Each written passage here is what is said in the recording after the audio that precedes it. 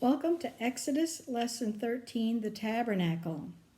This is our last week together on our video class. I hope you've enjoyed it. I always learn something new each time I study the Exodus. I'd like you to go ahead and pause now for your prayer and to do your memory verse. Have your parents check your homework and get your pronunciation guide. I'll leave the names for you to pronounce on the screen. Okay, pause now.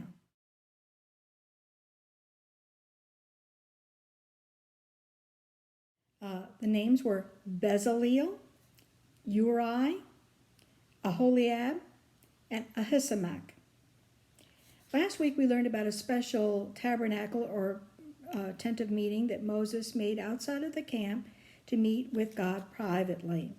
From now on, whenever the words tabernacle or tent of meeting are used, they describe the tabernacle that we're discussing this week, the place where the Israelites would worship God until the building of the temple later after they've arrived in the promised land.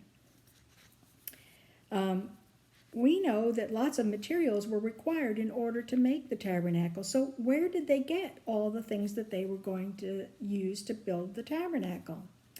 Well, it says in Exodus 3:21 through 22, Exodus 11:2 through 3, and Exodus 12:35 through 36, that God told the people to ask each of their Egyptian neighbors for their gold, silver, and clothing before they left from Egypt to go to the promised land, and that God would give them, the Egyptians, favor in their sight, and that they would go ahead and give them these things, which they did.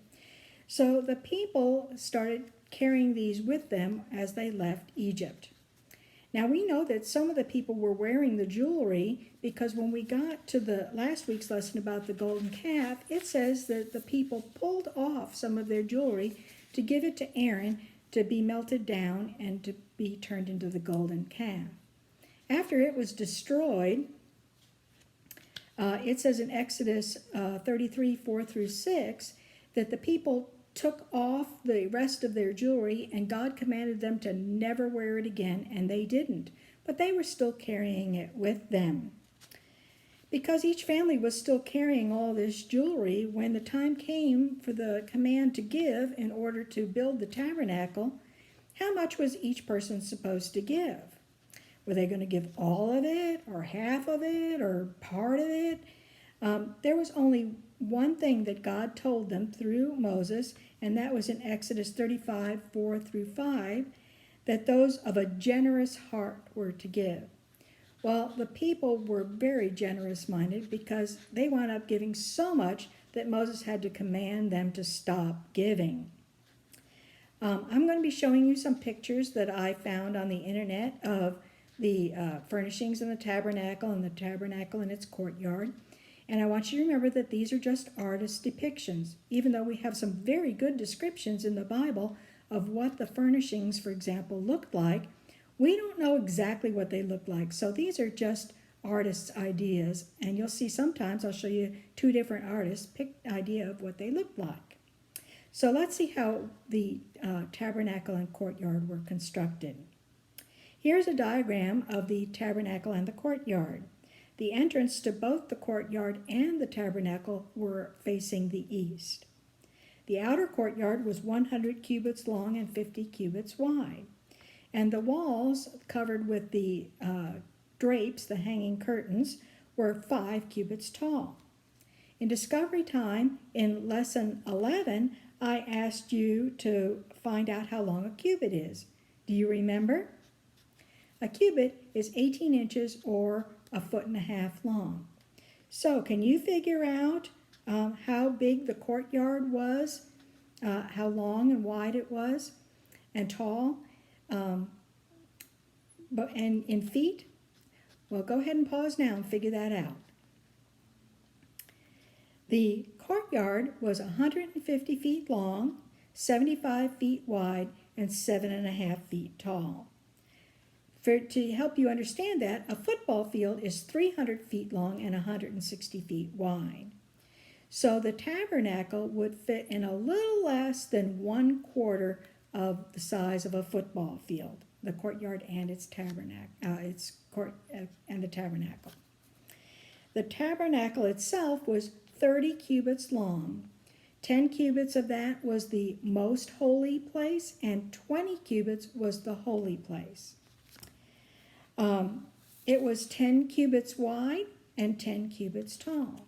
That means that the most holy place, or sometimes called the Holy of Holies, was the shape of a cube, like a die, except that it was 10 by 10 by 10 cubits. Here is an artist's depiction of what the courtyard and tabernacle looked like. You'll notice that the walls of the tabernacle are actually taller than the walls of the courtyard. Everything was made so that it can be put together and taken apart and put it back together again, so that as they traveled on their way to the promised land, they could carry it with them and set it up at each place that they stopped along the way. The furnishings had specific instructions on where they were to go and how they were to be constructed too. The only piece of furniture to go in the most holy place was the Ark of the Covenant. It was basically a box made out of acacia wood, covered inside and out with gold. On the outside, it had 4 rings, 2 on one side and 2 on the opposite side, along with poles covered in gold that were used to carry it. The top of it was a special thing called the mercy seat. It was made out of solid gold. On the top of it were 2 cherubim that faced each other, with their wings spread towards each other, covering the top of the mercy seat. In Exodus 25:22, God tells Moses that he would meet with Moses from above the mercy seat. So this is where God's presence stayed when he was in the tabernacle. Separating the most holy place from the holy place was a veil, and just outside the veil was the altar of incense. It was the smallest of the pieces of furniture, and it was 1 cubit by 1 cubit by 2 cubits tall. It was also made of acacia wood covered in gold, with rings and gold-covered poles to carry it. It had utensils on top of it, and it was where the incense that was specially described by God to be used only for his worship was burned in the tabernacle. Also inside the holy place was on the north wall the table of the showbread, and opposite it on the south wall was the lampstand. The table of the showbread was made of the same construction as the altar of incense, acacia wood covered with gold, with rings and poles. And it had different plates and things on it, and it's where there was bread put on it each week, 1 loaf of unleavened bread representing each of the 12 tribes, and they were kept in 2 separate stacks of 6 each. In the King James Version of the Bible, the lampstand is called the candlestick, but this is not the best translation of the word here. This lampstand used oil and wicks, not candles, to light the room, so lampstand is a better translation, and that's what we will use. Like the mercy seat, it was made out of solid gold. And it was very descriptive of how it was to be made. It had different utensils to help with it too, like things called snuffers that helped put out the wicks when it was time to put out the lights. And the lampstand, along with all the snuffers and things, weighed 1 talent or 75 pounds of gold.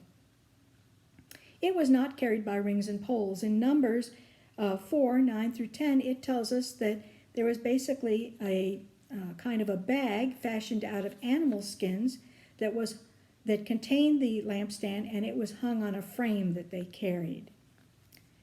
Outside the entrance to the tabernacle were the final 2 pieces of furnishing, the laver and the altar of burnt offerings. The laver was between the tabernacle and the altar of burnt offerings. We know the least about the laver of any of the pieces of furniture. We do know that a laver is a kind of a basin where water is kept so that the priests could wash their hands and feet before they performed any service to God. We know it was made out of bronze. Some versions of the Bible say brass. Both are alloys of copper, but bronze is what most outdoor statues, for example, these days are made of. It stands up to weather very well, so it's a good metal to use outside. It's very strong. And the bronze came from the hand mirrors that the women had donated. We have no idea what size or shape or even how the laver was carried. But we do know that, like the lampstand, it must have been small enough to be carried along with them. The altar of burnt offering was very large. It was made of acacia wood covered in bronze, and it had to be big enough to put an animal into it to burn as a sacrifice to God. It had a grating inside. Presumably that's where they put the fire on. It also had different utensils, shovels and bowls and things to help take care of it. And they were made of bronze also. Like some of the other furniture, it had rings and it had poles covered in bronze to help carry it as they moved along. Even though Bezalel and Aholiab were given the special and specific instructions on how to make everything that went into the tabernacle and the courtyard and the priestly garments, they did not do all the work themselves. There were many skilled workers that helped them. Gold workers, carpenters, and women too, because it says that they, in Exodus 35, 25 through 26, that they helped twine thread and make cloth. So you can imagine all the curtains and the priestly garments were helped to be made by the women also. Now I'll show you some pictures of what people think the priestly garments might look like. They had very specific instructions on how the pomegranates and bells would go around the hem, and especially on the high priest's garment, he wore an ephod, which was like a special cloak that went over the top, and it contained a special breast piece that had contained 12 stones on it, one representing each of the 12 tribes of Israel. They're listed as sardius, representing Reuben, topaz, representing Simeon, carbuncle, representing Levi, emerald, representing Judah, and so on. But did they appear like this on the ephod? Well, we're not exactly sure, but chances are, since the Jews read and wrote from right to left instead of left to right like we do, that it probably looked something like this. Sardius here, and topaz, carbuncle, and emerald, and so on. So everything was made according to the pattern that God set forth, and he was pleased with it. This week's discussion question is, we know that the Israelites gave generously for the building of the tabernacle. How does God feel about our giving today? Please consider Mark 12:41 through 44 and 1 Timothy 6:17 through 19 in your answer. All right, bye.